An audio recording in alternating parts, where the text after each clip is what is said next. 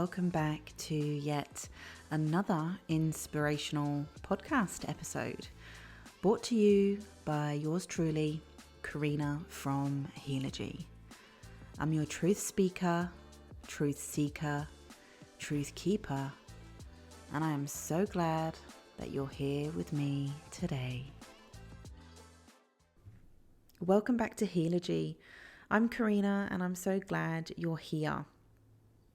In today's episode, we're talking about what it means to rebuild after burnout, how to rise not by hustling harder, but by reclaiming your energy and creating rhythms that actually sustain you. So you know that moment after everything falls apart, when the dust settles, the adrenaline fades, and you're left staring at the rubble of what used to hold you together. It's the moment the Tower card speaks to in tarot, when life shakes the very foundations you thought were unshakable.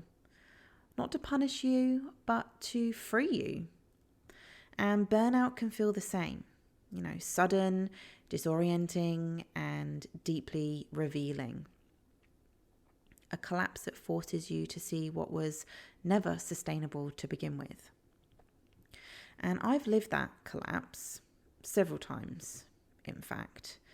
And because I've walked through my own ruins, I know how to sit with you in yours without flinching, without rushing you through. I know that terrain like the back of my hand because I've rebuilt here before too, many a time.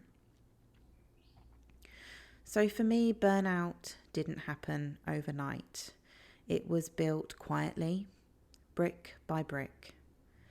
Tiny compromises, whispers I ignored, the belief that my worth lived in how much I could hold. And when the collapse came, I thought rest would fix it. A weekend off, a few early nights, a promise to slow down next month. But recovery doesn't happen overnight either. It takes the same dedication layer by layer to rebuild differently, to create rhythms that nourish, not numb. And maybe you felt this too. The silent collapse behind closed doors, the mask of I'm fine when you're fraying inside, the guilt for resting in a world that glorifies the grind. Can you feel the part of you that longs to rebuild differently this time?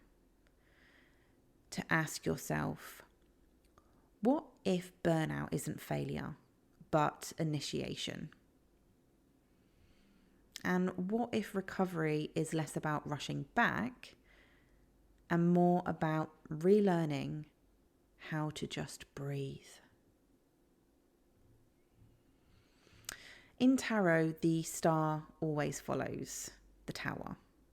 After the lightning strike, after the collapse, comes the stillness, the water, the quiet light of hope. Just because it was doesn't mean it will be. The collapse doesn't define you. It clears space for something new. The tower is the clearing.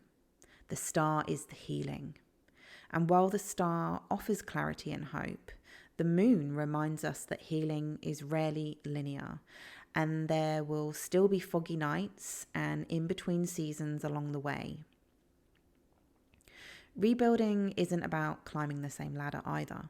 It's about finding a new rhythm, one that nourishes rather than depletes.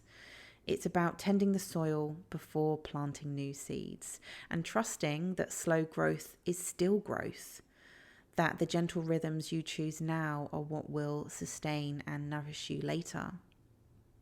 So if you're here standing in the rubble, know this. You are not behind and you're not broken. The parts of you that feel too tender or too sensitive, they're not your flaws. They're your compass that will guide you forward. You're at the threshold. The tower stripped away what you could no longer carry, and the star is your invitation to rise differently, softer, slower, rooted in truth and authenticity, to create a life that can actually hold you, that in fact sustains you, nourishes you back. And so now I invite you to take a deep breath in, hold it, and exhale slowly.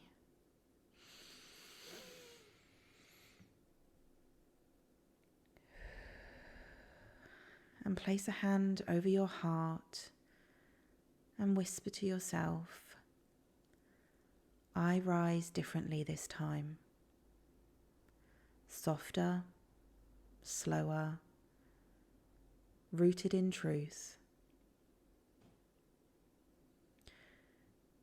And if it resonates, let this become your daily reminder for a while. A quiet promise you return to, especially on the days you feel yourself slipping back into those old rhythms. And in our next episode, we'll explore the energy of the moon, those in-between seasons where the path feels foggy and uncertain, where healing is happening but clarity hasn't fully arrived yet. And we'll talk more about trusting your inner tides, navigating shadow work, and finding quiet guidance, even when you can't yet see the whole way forward. Until next time, just because it was, doesn't mean it will be. With love, Carina.